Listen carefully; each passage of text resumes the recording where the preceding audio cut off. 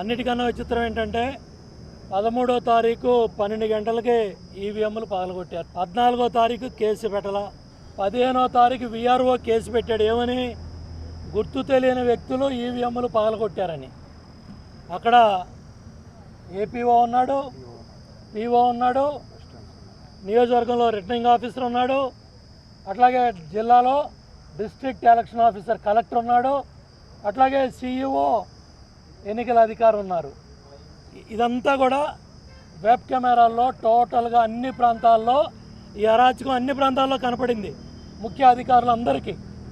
కానీ మొన్న సిట్ వెళ్ళి కొత్త ఎస్పీ వెళ్ళి జాయిన్ అయ్యేదాకా నిన్న సాయంత్రం దాకా ఈ సీసీ ఫుటేజ్ బయటికి రాలేదు. వచ్చిన 24 గంటల తర్వాత కూడా ఎమ్మెల్యే తమ్ముడు ఆచూకీ కనపట్టలేదు. సో ఇవన్నీ కూడా సవివరంగా తెలియజేశాం.